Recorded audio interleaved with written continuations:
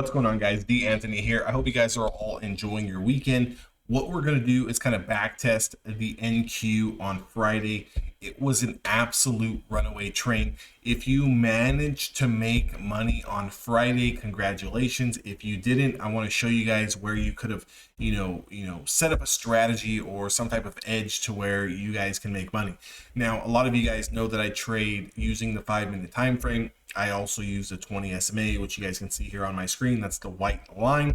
But one thing that I have been using a lot lately is overnight session highs, overnight session lows. Guys, it's very simple. When you're in a raging bull market, or even if in a raging bear market, what you want to always know, okay, is where is supply and demand. And that is where is the liquidity from the overnight session and where is the liquidity from the highs and the lows.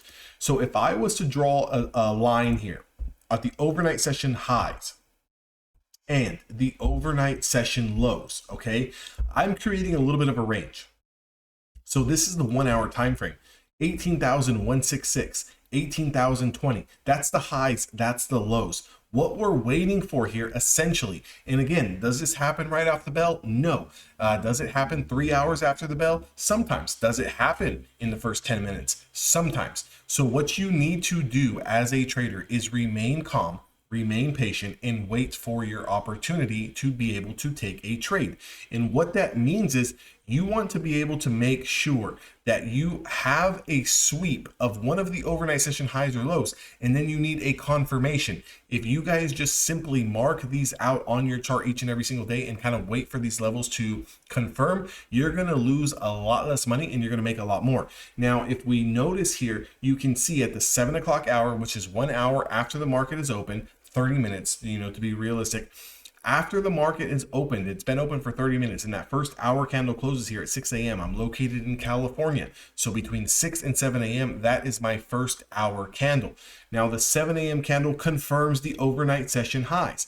What I want to do for you guys here is I want to show you something very, very, very, very intriguing and something that's going to make you guys a lot of money. Because again, whether you're trading personal cash or you're trading prop firm cash, you can see here, once we break, right, and notice at 7 a.m., we break on this red candle that has this high wick, we break the overnight session highs. What are you waiting for? You are waiting for this to get broken. And then you are waiting for a preceding candle to confirm that new high price. That happens at 7:10.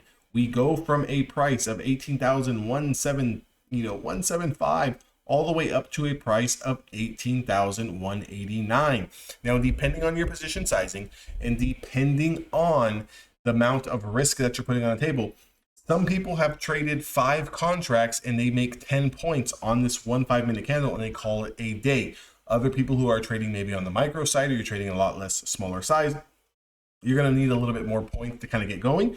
But what you do in this particular situation is as soon as we break the overnight session highs, put in that new high, you're waiting for a following candle to confirm that new high price. You're using a previous 5-minute candle as a stop. So in this particular case, your stop would be below this previous 5-minute candle. Your entry price is going to be there. Again, how much risk are you giving? Well, again, in this particular situation, you're risking 48 points, not ticks, points. Now, some of you guys may be thinking, there's no chance in hell that I'm going to risk almost 50 points on one particular trade. I get it. If you're trading, a mini contract, you're trading 10 mini contracts, 5 mini contracts, of course, there's no possible way that you're going to be able to risk 50 points on 1 mini, 2 minis, 3 minis, 4 minis. But if you're trading on the micro side of things, let's say, for example, you're trading 3 micros and you're willing to risk 50 points, you're only going to lose $100 per 1 micro.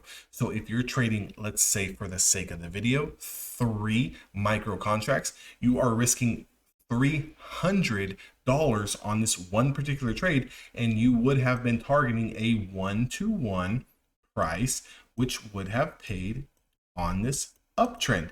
You would have made a total of at least $300. Now, I don't know about you guys, but a lot of people would be very, very happy making $300. Now, are you going to make $300 each and every single day? Of course not. Are you going to catch 50-point moves every day? Of course not. But you can see that if you can manage to squeeze out a trade like this on an absolute trending day, you can definitely piece together a good week where maybe you can make an extra $100, $200, $300 on the week, which brings your overall weekly P&L to $500, $600, $700. And if you were to average that on a week by week basis, you're talking about potentially taking $2,000 to $3,000 a month in total payouts on one particular account. Now, that's not to say that you're not copy trading 10 accounts where that would be, closer to, 10,000, 15,000, 20,000. Maybe you only have 2 accounts. You would be making close to like 4,000, 5,000, 6,000. Again, the amount of money that you make all depends on how much risk you can put up. How many accounts do you have? How much drawdown can you allow? I don't really like to talk about how much money you can make on one particular trade because, again, everyone's account size and pockets are different. What I like to focus on is where can we find good opportunities where we can assess our risk accordingly. In this particular case, we're risking $300 to make a potential $300. That's a 1-to-1 risk to reward ratio. Now, again, could you have made a lot more than $300? Because sure, maybe up here you make 400, maybe up here you make 500. But again, it all depends on how many contracts you're trading.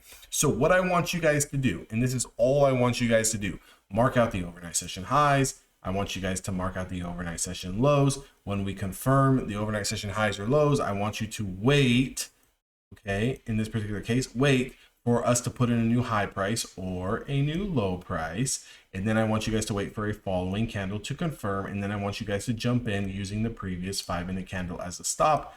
Again, it does put you into drawdown for about 20 minutes in this point, but then after that 20 minutes, it starts to roar in your favor.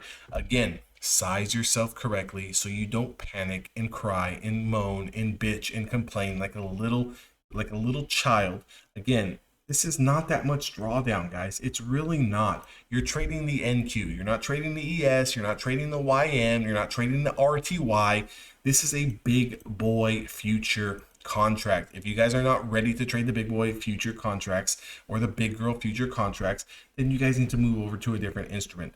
But in this particular case, I want to tell you guys that trading the NQ has been very, very volatile. The market has been on an absolute tear. I hope this strategy helps you guys and able to make more money. If you guys want to trade with me each and every single day live, make sure to join Evolution Traders. That link is down in the description box below, and I will see all of you guys on the next video.